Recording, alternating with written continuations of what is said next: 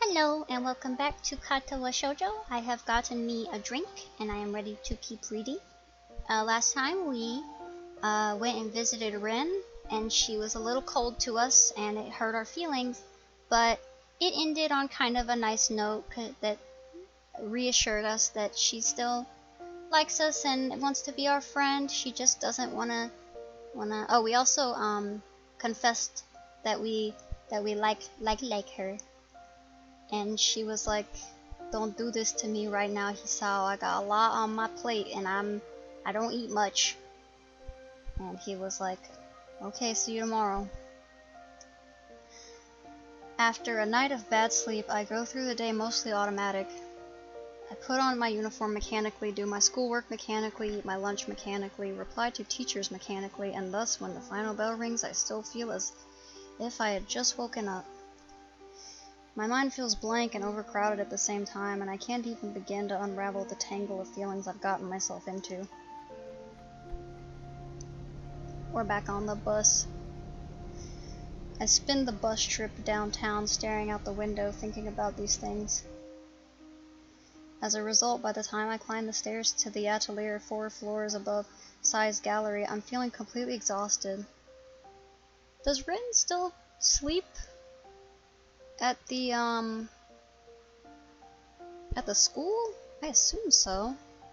Maybe you could go see her in her room, or maybe you could ride home on the bus with her if she's tired. Expecting awkwardness, I quietly knock on the door before entering. I spot Rin at the center of a small, clear area in the room, working on a painting. She doesn't acknowledge my arrival in any way. Don't take it personally, Hisao. She's got a lot on her little brain. Hi, I came, as promised. Rin snaps her head in my direction immediately. Was she waiting for me to say something? And locks that cold green gaze of hers on me. Although I'm sure my own face can't hide my feelings, Rin's expression is as expectant and neutral as always. The clouded, slightly absent-minded darkness in her eyes is like a wall standing between me and her. It is the first awkward silence between us that is truly awkward.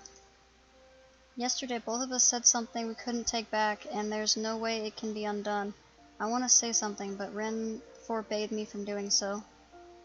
I can't even begin to guess what she's thinking, but I'm feeling the pressure of her lightless eyes on me, compelling me to break the silence without saying the thing I most want to say. To my horror, I find that I can't find any way to start a conversation. It's as if I've completely lost the ability to speak with her. Well, you got a pretty big thing on your mind, and it's kind of hard to just toss that aside. Just keep working if you're in the middle of something. I'll just sit down here. Rin nods wordlessly at me and picks up the brush from the floor with the toes of her right foot. I sink into a worn-out sofa, picking up a book from my bag and opening it to where I stopped last night. I can't really concentrate on it, but it's better than doing nothing. The two of us are so close to each other, together in the same room even, and yet we're both off doing our own things as if we were miles apart. I can't help but wonder about this unnatural situation. Is that an unnatural situation? I feel like a lot of people do that. You could go over to your friend's house and you'll both be on like your laptop or on your phone or watching a movie and just be like chilling. I mean, this is obviously like a little different given the circumstances, but I think unnatural is a bit of an exaggeration, Hisao. Why did I come here? Because Rin asked if you would, and you said yeah. Because she asked me to do so yesterday, of course. However, it looks like there's absolutely no need for me to actually be here. She likes your company. Maybe you make her feel more, less anxiety. She's clearly feeling a lot of anxiety feelings. Maybe you make her feel less anxiety feelings. It makes me feel awkward at first, but as I recall the previous silences I've quietly passed with Rin, I settle down and try to tune into that same comfortable mood I was in back then. Time stretches, then slows down. The pages of my book rustle each time I turn them. After maybe half an hour, or 1 hour at most, Rin breaks the silence to my complete surprise. Hisao, Yeah? Are you my friend? It's an echo of yesterday, I know it, so even Rin couldn't just push it aside from her mind. Caught off guard, I answer honestly. Yeah, of course I am. Don't worry about stuff like that, come on. Okay. She doesn't say anything further. I feel happy somehow. Several chapters later, I mark my spot, close the book, and put it away in my bag. Getting up from the sofa, I see that Rin's made considerable progress on her painting. Is this black thing her painting? Probably not, because it looks the same. I take a look at it for a bit. It's still not quite finished, I suppose. It looks great. It's bad luck to comment on unfinished paintings. After that, I quietly leave the studio and catch the bus, taking me back to school. Oh wow, that one was really short.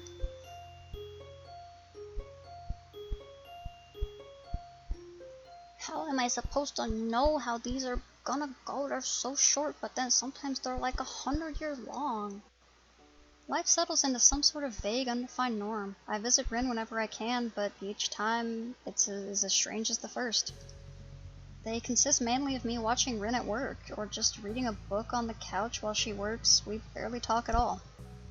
Long, quiet evenings stretch over the last weeks of June. I sit on the couch in the atelier, listening to the quiet rustle of Rin's brush and my own heartbeat, trying to make sense of the former and forget the latter. I am a silent visitor in this place, a ghost. Hey, that's kind of what this painting is, this black thing here. At some point, I start thinking that my presence is meaningful to Rin somehow, but never end up asking her about it. You make her feel calm, you don't have to talk. She just likes you to be there because she likes you. I don't bring up the forbidden topic anymore either, and try to stop thinking about it altogether. It's hard to do so and doesn't get any easier with the passage of time. My heart aches every time I look at the awkward figure of the girl I decided I liked, yet who refuses to acknowledge it. No. I want to shake you. I still can't seem to find the right words to talk to her about anything at all, but I find quiet solace in observing her from nearby. The distance between us doesn't feel that huge when I can be close to her, even if it's like this. Rin works like a demon. There's barely a moment when she's without a brush between her toes or not walking in circles around her current work in progress, estimating it from every angle and distance. She seems to be completely taken over by her will to work, to change herself into the sort of artist she believes would be worthy of the trust of Nomiya and Sai have placed in her. Piles of sketches, works in progress, tubes of oil paint, and brushes slowly begin to crowd the small atelier, making it even messier than it was before Rin acquired the right to use it. I offer to help her clean up every now and then, but each time she refuses. It dawns on me that in her mind the room is not in utter chaos, rather her system of keeping track of everything is so elaborate only Rin herself can make sense of it. She knows exactly where everything is, from the tiniest brush to the half-empty tube of crimson that's the perfect shade for some picture in progress. Rin walks from one painting to another, looking at them, as if not remembering that she made them. She talks to herself or to the paintings. Even when I'm present, always just quietly enough that I can't make out the words. Every day Rin pours herself onto the canvas for hours on end, squeezing every bit of her ability and even her soul to make good on that promise she made to me, or herself. Black marks appear beneath her eyes, a sure sign she's been skipping sleep in favor of painting. I'm somewhat surprised to see her at school a few times. I never go and say hello, though, as I somehow feel it would break the silent magic of the evenings we share at the atelier. Sometimes Saya comes by when I'm there. She gives me a certain kind of look when she shows up. I think she doesn't like that I'm always hanging out with Rin up here, but she never says a word about it. She's like, I know what y'all are doing. You teenagers up here, pee-pee touching. Stop it. She isn't quite as full of praise for Rin's work as Nomiya, but it is visibly impressed nonetheless. However, when she turns her eyes from the wonderful works of art to look upon the little red-headed girl that made them, a sudden deep sadness floats onto the surface of her expression. I can't explain it, and she never talks about it. I don't know about all that either. June turns into July almost without warning. End of term exams loom dangerously close, but all I can think of is Ren. I feel like a sleepwalker at school, looking forward only to the next time I get to visit that silent place above Sai's gallery. After Ren refuses my attempts at directly helping her with work, I try to figure out other ways to help her. Bring her food and stuff. You can bring her drinks, cause she probably needs food, but she's too work invested to eat properly. Bring her a bento like Emmy used to. Yeah, that's what I said. It finally dawns on me that she isn't eating properly. Yeah, gonna make a bento. Boyfriend bento. My course of action decided, I stop at the convenience store. Well, not actually a boyfriend, some kind of floating not boyfriend, but actually a boyfriend bento. Convenience store before going to catch the bus downtown on my next visit to the studio. I feel very energetic as I open the door to the atelier and greet Ren. I brought you some fruit. You need vitamins and actual food after all. Do you even eat up here? What is food? I do eat. If I didn't eat, I couldn't paint. Then why don't you eat a couple of these? Did he get her oranges? Ah! Yes. She loves oranges. I shake the bag full of ripe oranges in my hand and employ to tempt Ren into taking a break. Look, she loves them. She loves them. She loves them. To my surprise, she actually lays her brush down and walks over to me to see what I brought. Her expression doesn't change at all when she looks into the bag. I can't eat oranges, Hisao. It does not work very well with my feet. But I am here to un-orange the oranges, and you can eat them. Of course I knew that. She told me herself, after all. I extract the tiny fruit knife I had with me and select one of the round fruits. After making the initial cut, I begin to peel it with my fingers. I hope there's a picture of me feeding Ren oranges. The strong scent of cut orange rind immediately fills the air as thousands of tiny droplets of oil burst from the skin. I remove the first section of the hard peel and shoot a glance at Ren. So how's the work going? I don't know. It's like I'm in the center of some huge mountain of jelly and have to dig my way out. Must be stressful. I think it might be, even though it's just painting. All this, everything feels really strange.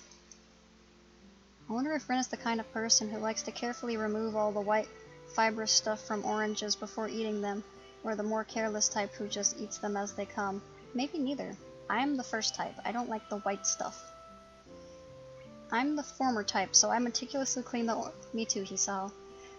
Meticulously clean the orange slices one by one while Ren watches the process with mild curiosity. I realize that I don't have the faintest idea about her likes or dislikes, or any of the other little details that make up the concept of a person for those around them. It's like in all this time I haven't learned much about her at all. Once I finish lamenting that fact, I realize I've cleaned the entire orange and neatly split it into slices. I hold the slice up, bringing it closer to Ren so she can pick it up. Here. Yes! We're gonna feed her little oranges! Here you go. I peeled this for you, and I bought it from the store because I know you love oranges. It was a conscious decision that I made, not a pre-made event. Shush! She takes it directly between her lips and then into her mouth hole. Her lower lip briefly brushes against my fingertips. Ren chews the slice carefully, savoring it as much as possible. Here's a zoomed-up version of the picture with my hand really close to her mouth with an orange in it. I become fixated on the movements of her jaw, the trickle of juice glistening on her lip, the way her throat moves when she swallows the orange slice. Oh, he's got it bad. After I realize what I'm doing, I turn away, feeling embarrassed about watching her so intently. It's not the same as it usually is. The orange? Painting. Oh, well, is anything like that ever the same? It is sometimes, I think. I don't know what, though. I might be starting to paint differently soon if this goes on. Well, wouldn't that just be that change you keep talking about? She thinks about it, blinking her eyes a few times nervously. For a moment, absolutely nothing happens, as if time itself did a double take. We stare at each other in silence, only that faint, tangy scent of orange floating between us and the muffled sound of traffic in the background. And then I feed her another orange. Then I pick up another slice and hold it to her. She takes it from me with her mouth, just like the first one, except this time it's a little hotter. I didn't think it would be like this. Well, keep on going and see what happens. It's not like you can do anything else. Yeah, it's the only thing I can do. After that, she says nothing more. In the ensuing silence, I feed her in the rest of the orange, one slice at a time. Then I peel another for her, which she eats as well. The third I eat myself, and the rest are left in their plastic bag, which I put on a small desk next to the couch. She stands up and returns to her painting with a strange look in her eyes that I haven't seen before. Like most of her expressions, it is completely unreadable. Even if I asked, she wouldn't explain what it means, because she's not good with words.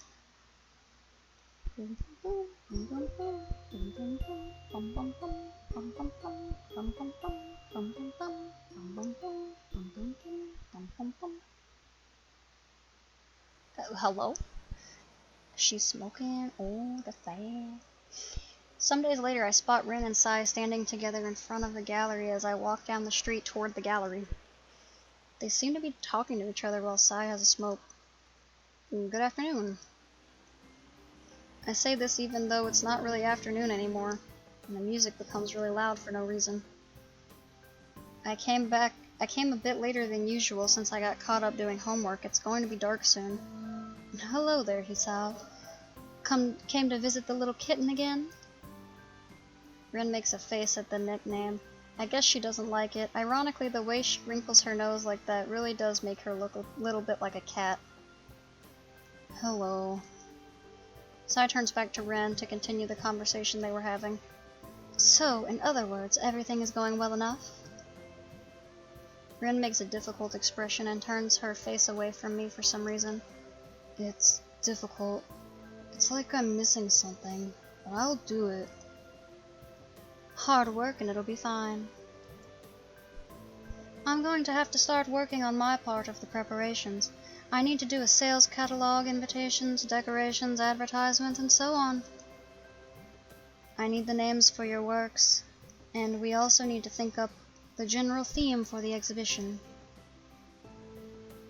They don't have anything like that. I'm not very good with words, so I don't use them. If I cannot use them, I mean, sometimes I have to, but I think this is not a time like that at all. You don't like naming your works? I don't like it. Well, I guess it's hard to come up with a good name for something like this. Rin shakes her head vehemently. It's not like that. It's like if I paint a cloud and call it an octopus, people will think about it differently than if I paint a cloud and call it the end of the world. Every name is wrong. Nothing ever explains what I feel like when I make a painting. It's not a word thing. The only thing would be to come up with new words for everything, but would it help at all? No, I don't think so. Then the paintings would go with just unnamed number 1 or so on? It's a bit inconvenient, but that's no good. Unnamed means that you just didn't come up with a good name, and unnamed is a name, like that Greek guy with the sheep and all. Yes, that guy. Sai thinks about this for a while, furrowing her brow as she keeps looking at Rin's serious face. So you're saying your artwork should be completely without labels? I think that's what I'm saying. Sai lets out a dry laugh, the kind old ladies who smoke too much always seem to end up with. Oh no. Let's hope your art will never end up in a museum. The curators would explode. She takes a contemplative puff on her cigarette, which has worn down not much more than the butt. Then she drops it in an ashtray affixed to the wall next to the door. Then again, it could work. What do you mean? This namelessness, this rejection of labels, it works. It's a good unifying theme and something people can grasp onto easily. Allows for a lot of room for interpretation. It gives a good impression. Think about it, all sorts of associations can be made starting from identity and self-definition, all the way to whatever you want to think about it. We could call your exhibition Nameless and build it on that theme. How does that sound? Rin thinks about this for a while. I'm not sure how Sai managed to get so fired up by Rin's reluctance to apply names to her works. It feels like she might be extrapolating too much, but it's a pretty impressive sounding idea. I don't think it's a bad idea. For what it's worth, I have to say it sounds pretty good to me, too. Sai reaches for her pockets for another cigarette, lighting it with a neon green butane lighter. Like those long ones? What is a butane lighter? Is it those, like a Zippo? Her forehead wrinkles and she rubs it as she appears to furiously think more on this idea. She doesn't say a word for a little bit, but every now and then she takes a sharp drag from her cigarette. Yes, I think this would work out pretty nicely. I'm going to take this as the starting point and work from there. I'm going in to work on this. You go back upstairs and try to find your missing ingredient. I'm sure it'll come to you sooner or later. Rin doesn't reply, so Sai takes one last long pull from her cigarette and drops it in the tray to join with the others of its kind. Go back from where you came from, you beast!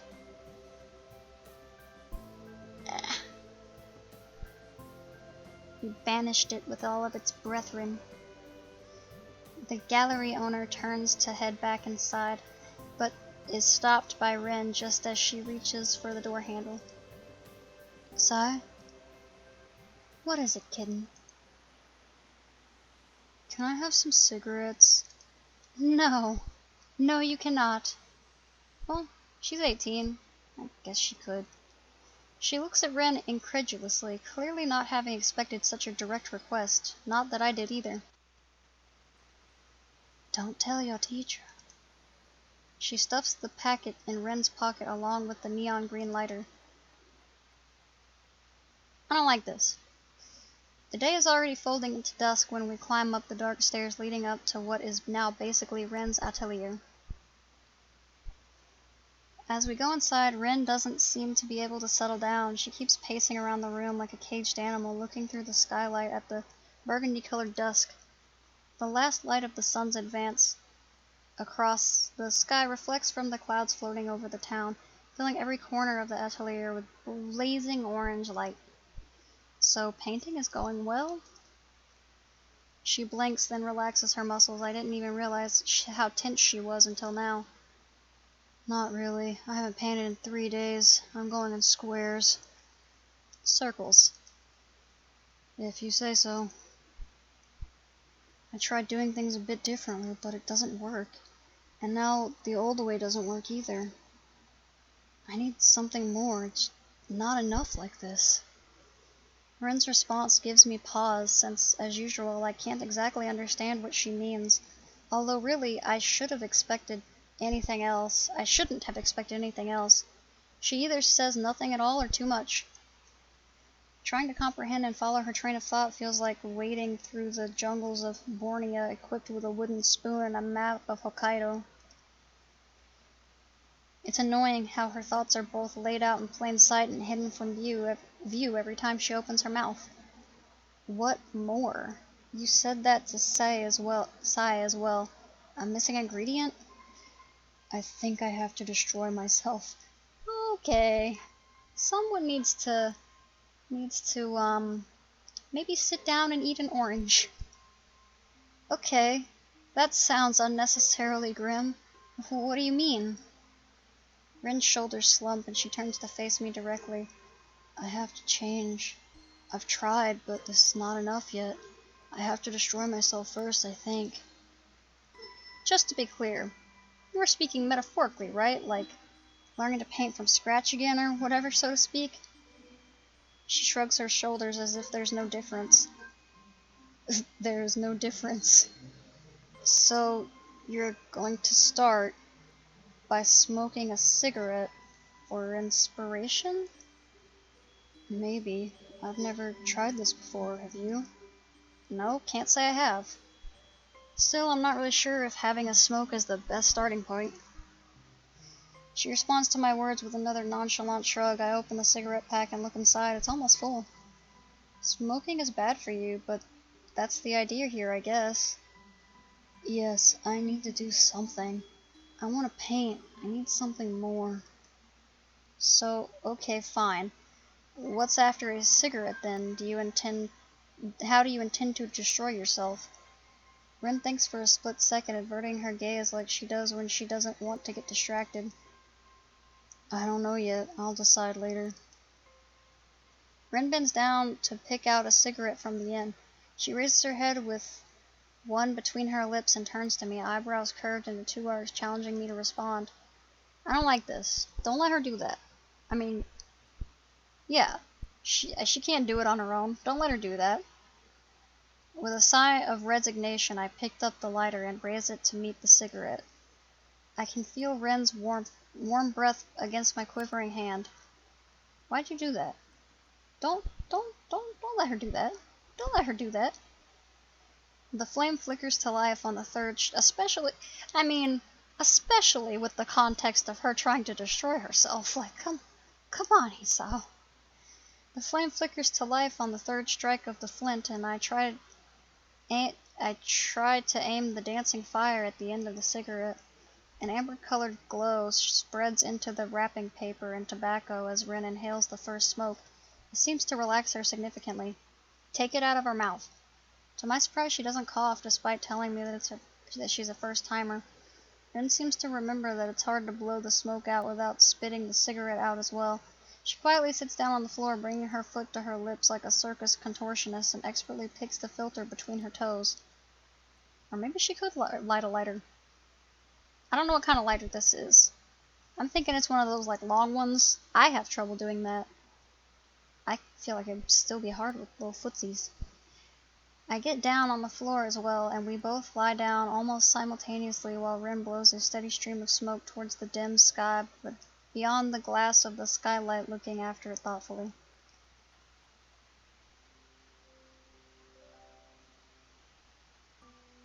I don't like that this music is juxtaposed with the concept of Rin wanting to destroy herself so she can paint. It's a little, it's not cool. A thin haze of steady blue smoke slithers towards the ceiling in a fish-like movements. It billows in the stagnant air of the atelier, twisting and turning around its own immaterial body until it dissipates in thin air. What's the word for smoke that looks like that? Cigarette?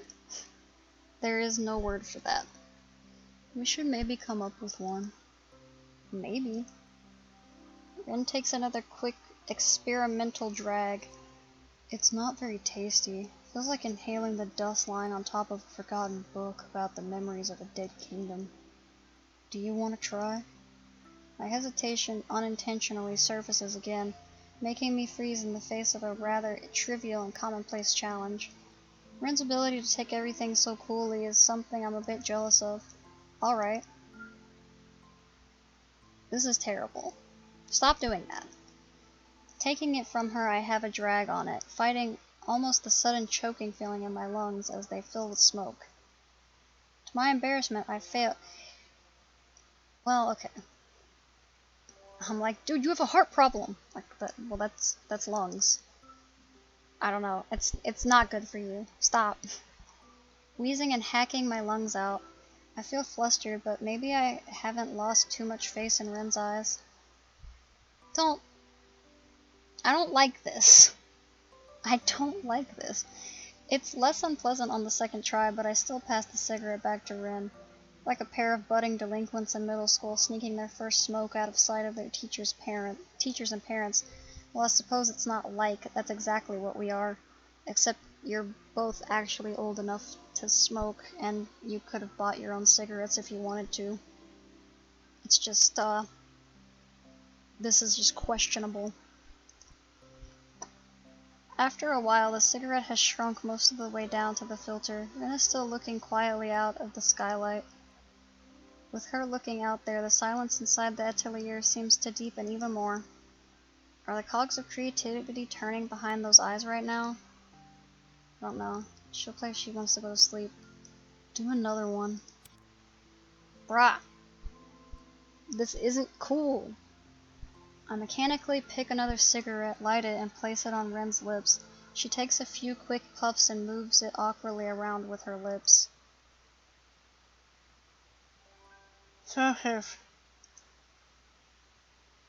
Not understanding her garbled words, I glance over at Ren. It looks like she's having trouble with the cigarette. I pick the cigarette from her lips and place it on mine, abandoning common sense and good reason while I do so. Yeah, I'd say so. The first one should have been enough for me, but I take another drag, still coughing a little at the unpleasant sensation of smoke invading my respiratory organs. What you're saying and what this scene is portraying are contradictory. I remember doing something like this before. So you have smoked. Doesn't look like it though. Nah, lying on my back and looking at the sky with you. Oh. We agreed not to talk about it. This is Fight Club. Your feelings are Fight Club. The sky on the other side of the glass is slowly growing darker. It's unreachably high, even if the shimmering smoke seems to make it closer. I return the cigarette back to Ren's mouth. It feels bad somehow. Yeah, it should. The space between us, less than arm's reach, is still there. Oh. Guess we're just cool with everything else about the situation, though. It's the distance between us, the immeasurably wide chasm of thoughts and feelings that separates us with greater certainty than even light years of physical distance could. Can't read. By saying the right words, there might be a way to make that chasm narrower, even if it's just a little. I tried to cross that gap with one big step, but Ren turned me back. I glanced at her out of the corner of my eye, and we just sit up here and smoke. It's bad. Ren is staring upward through the smoke-filled ceiling and the skylight at the darkening sky above us.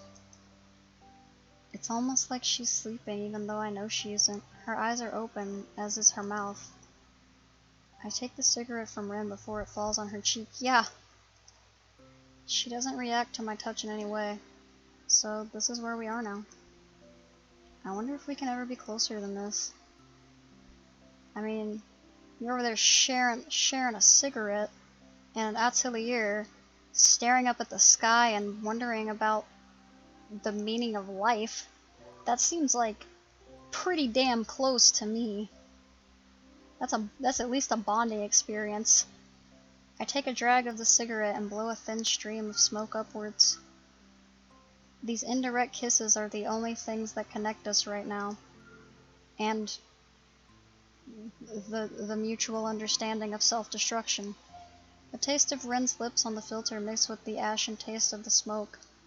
Her soft lips against my fingers as I press the cigarette on her mouth as if she was placing kisses on them. Kisses. The ash softly falling on the floor between us like snow. As the second cigarette is being finished off, I'm already lighting a third one. This is called addiction. This is addiction, Hisao. The only thing breaking the stiffness of the atelier is the inaudible sound of smoke floating towards the first stars blinking overhead. Light nausea hits me by the fourth or fifth cigarette. Before long, the shape of the waxing moon appears in the skylight, shedding her wan light down on us. It'll be full moon in a few days. It'd be nice to be able to fly. I flinch after realizing it was my own voice that gave birth to that remark, the bastard child of the almost inebriating smoke and tiredness. You can't? You can? Sometimes I feel like it, like I can do anything.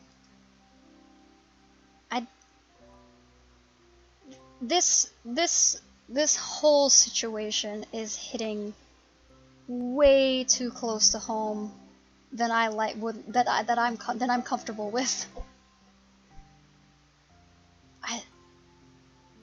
can feel it. I've been here, in this moment, between degradation and self-realization. It all feels like a fucking teenage movie. It's simultaneous. It's very bittersweet, this moment it is. If you've ever experienced something like this, it is hitting me right in my heart. There's in almost a triggering kind of way. Please don't be mad at me if I have to stop and I just start crying, because this makes me feel a lot of ways. It is good and bad. So I guess it's really well made, really well written. I wish I felt like that too sometimes. I wonder if she hears the bitterness seeping into my words. The vicious cycle of unrequited feelings is poisoning me even now. I try to push the grim thoughts aside. My efforts meet with little success as my mind keeps swirling around what ifs and if onlys. Watching the moon slowly creeping higher, I realize that a long time has passed since I came here. It sobers me somewhat, but also reminds me of the sad status quo we're in now. It's late. I better get going back to school. Well, doesn't she have to go back to school too? I mean, she was allowed to sleep there occasionally, but she doesn't live there. I stand up to leave, but Rin doesn't show any sign of rising up from the floor. She lies inanimate, as though all life had been sapped from her. Little wisps of smoke float about her, memories of the cigarette we shared. Cigarettes, plural, sorry. I grasp her by her short and thin arm and try to pull her up. To my surprise, she complies and stands up with some help from me. I notice how little Rin weighs, as if she were made of feathers. Are you going to stay here overnight? I have to. I haven't painted much in 3 days. I have to find out how I can start painting. Maybe the smoke helps. Just take a break? Definitely sleep. That's no good. I have to do it. If I can't paint anymore, I will be destroyed for real. Maybe you're just burned out. You've been working pretty hard. That would be bad. I wonder if this is it for me. I wanted to see how far I can go. Maybe this is it. The end. You just have artist block. It's not a big deal. That's the words for when you can't paint, right? I've had that before. Never like this, though. I pick up a brush when I want to put it down right away. Then I want to put it down right away. And then I do. 3 days, it's like I've forgotten how to paint. I didn't think that was possible. Like, more impossible than Emmy growing wings and a tail. You need a break. I mean, I get that you're trying to go deeper inside yourself for your paintings, but it's really not that healthy to stay inside your own head for so long. I glance at the night sky visible through the window. A couple of stars are weakly twinkling above the city. They remind me of something I used to do, once upon a time. It feels so horribly long ago. Come on, let's go outside. Where? Just for a walk. I'll show you my secret place. Hisao? I'm watching you.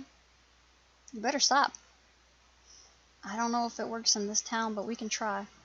In any case, you need a break and probably something to eat. Come on. You need to get your thoughts away from this for a while. When they're troubled, most people escape from their unhappy lives into a world of fantasy. I did that before, and still do today, reading books endlessly, immersing myself in their world rather than my own. Rin's escape should be the other way around, though. Out of her inner world and into the real. Rin doesn't look happy about this, but I ignore her. At least she's somewhat cooperative, walking after me as we head down the stairs and then down the sidewalk. Night has fallen upon the town. It's a gentle summer night, smelling of flowers and hot asphalt. The sunlight is replaced by shiny neon colors and bland yellow streetlights. The air is easy to breathe and as if the air pressure was noticeably lighter than usual. The feeling of daytime in the hot summer has lasted long into the evening and night. I grab Rin by her sleeves like I've seen Emmy do, and to my surprise she obediently follows. The pale streetlights fight against the all-enveloping darkness as we walk together, the guide and the guided, although neither knows the destination. But it doesn't matter. This is the one moment where the usual silences that have become a ritual between me and Rin at last fit perfectly. We walk side by side, choosing directions on impulse or inspiration. Sometimes we find ourselves back at a street we'd already seen once or twice. Sometimes we find new streets. All of them look asleep. Rin doesn't ask where we're going. Maybe she doesn't care. Maybe she doesn't know I don't have an answer. The silence of the night isn't scary. After all, the lights drive most of it away. The air grows cooler as the moon progresses along its journey into the cloudless sky. Few cars roam the streets at this hour, and even fewer people are on the sidewalk. The apparent lack of nocturnal life is somehow befitting of this place. It is a city. There are around-the-clock shops and cafes, sure, but the atmosphere is like the town itself is slumbering. A town that sleeps 8 hours a day. The city I grew up in, bathed in the electric glow of a million light bulbs, never slept. I have seen it for myself. It's not the first time I've done this. It happened one of the first times I was home alone. Both of my parents had business trips that neither could cancel, so they deemed me old enough to survive 2 days on my own. Their misplaced trust in me did not go to waste as I proceeded to spend the entire night out walking around the city. And even afterward, I couldn't say what made me stay downtown longer than I intended after school. I didn't feel like going home, so I stayed through the evening and eventually through the entire night. I walked long concentric circles around a landmark chosen at random. For some reason, the nighttime city felt fascinating. So I walked its streets. At every intersection, it was possible to choose your direction at random because they all led nowhere. The aimless wandering made me see things differently. I hope it'll do the same for Rin. We stop to buy some hot coffee and snacks from a vending machine and then locate a bench where we sit down to eat. There is no time in the night of the town, so we spend an unknown amount of it just sitting there observing the stillness of the usually vivid townscape. Still, it's getting very late, and soon it'll be getting very early. So, is this it? Hearing Rin's voice surprises me.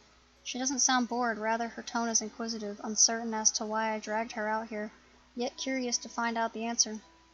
Yeah, have you ever been out all night? It's like a different world. The remark sends her thinking for a while, looking around as if she was looking for something. The wisps of light reflecting from the corners of her eyes are suddenly very sharp. It's not a different world, it's the same, just asleep. What do you think this town is dreaming of? Maybe something like car sheep or building sheep? Why are dreams always about sheep? I've never seen a sheep-related dream that I can remember. Oh goodness, this is gonna be so long. Do different towns dream of different things? Probably, how could they not? Different people dream of different things, right? I answer half joking, half spurring her on. For the first time tonight, it seems like a bit of Rin's life has returned to her. She doesn't continue her list of rhetorical questions, though. Instead, she leans back a little and looks up at the moon traveling above the town. The cool breeze blowing between the buildings seems to steal the conversation away before it even really begins. It's too bad. It looked like Rin would get out of her blue mood. I wish I could somehow know the right things to say, but I realize I can't do that the way I am now. I'm too far apart from Rin. I haven't really managed to crack her open. She's just too complicated. It's like she's open to everything, equally disinterested in everything from this outset. In truth, she's locked tighter than anyone else I know, even myself. Sometimes she locks herself inside that inner world, shutting everything else out. At other times, her thoughts flow freely from her mind, but not organized in any fashion that would make them intelligible to the rest of the world. What comes out in the form of paintings I can't interpret. To me, it's just a sea of colors and shapes, not a message. She's too far away. I now know it was a bad idea to try to reach her in the way I did, but I can't help liking her. I look at the fingers of my right hand, trying to remember what Ren's lips felt like against them. Do you ever feel like you're trying to reach out for something that's impossible to reach? Bruh. Ren turns her gaze to me, tilting her head quizzically. I wonder if she understands the meaning of my own rhetorical question or not. Either way, I like how I can manage to catch her attention just by speaking aloud nowadays. All the time. At least I think so. That's what painting feels like a lot of the time. Or all the time, I don't know. Sometimes I get the feeling that I can really paint what I want. Sometimes it feels like it's just another shadow of me, like a mirror that doesn't work right. Like talking? Maybe. When I was little, I didn't really have friends. Maybe it's the same now. The only things I liked were pens and paints. They were the only things that understood me. Now it feels like that is going away too. Change really is a scary thing. I wish I could understand you. She looks at me melancholically, aroused by my thoughts materializing as words spoken aloud. Me too. Oh, no. I'm gonna cry. Whether she meant she wished for me to understand her, her to understand me, or her to understand herself, I never ask, nor do I find out. I see her eyes searching for mine, serious and cryptic as they are. I'm not getting any explanation from there. Don't worry about it. I will. Small hints of a smile are wavering on her lips. When she's like this, it makes me feel that maybe there's hope for us. We get along so well for being so different. It's just that we never really get along precisely because we are so different. Maybe it was Ren's passionate approach to her own art exhibition, or perhaps my own careless words, but last week was different from usual. The small friction between us seems to be somewhat volatile, but at least we now seem to be back to normal, relatively speaking. We stand up from the bench and pick yet another direction in which to go. The wee hours of night slowly pass by as we measure the streets of the town one step at a time. We are finally at ease, not minding the rare lone passerby, the eerie darkness, each other, ourselves. Ren's step seems lighter, like the heavy air around her is letting go a little. It makes me feel happy. We don't talk, save for the single remarks that are spoken into the night of the town and never answered. The details jump into the eye instead of being the usual blur they are during the day. As the sky above the town changes from deep dark blue to gray, I know that our night is soon ending. It's almost morning. Ren looks up too and nods at me. It's true, the coming light of morning is creeping through the sky, climbing higher by the minute. It feels surreal. The sun won't come up for a while, but I get the feeling that the end of the night is really is here now. Should we head back? Ren nods again twice, her hair waving in the breeze that seems to be heralding the coming dawn. Abruptly she takes off, taking the lead in this walkabout on which I brought her. It seems she really is in a better mood. This too makes me feel happy.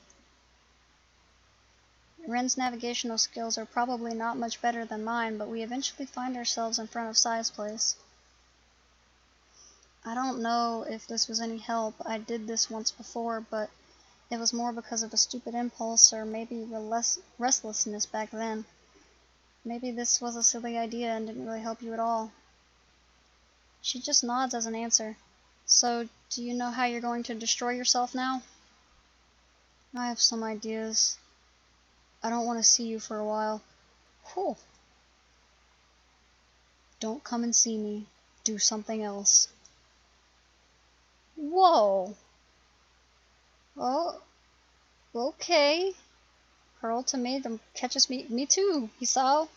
What the hell? What's that about? You said before that you didn't mind. I mind now. It's just for a while. I have to do this alone. I don't like that. Me either. Why? I don't want it to go like this. Why? I just don't want to feel this distance between you and me.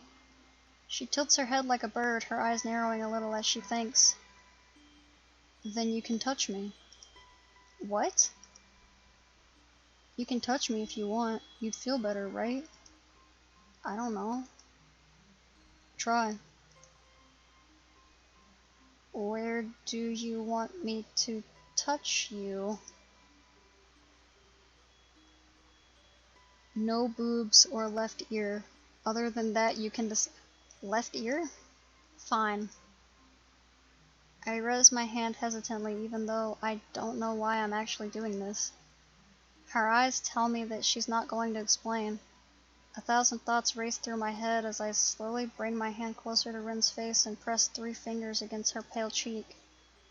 Rin feels soft and cold. This is weird. This makes me feel really weird. She closes her eyes on contact and visibly relaxes. I can feel her soft breathing, her muscles releasing tension as my fingertips caress her cheek.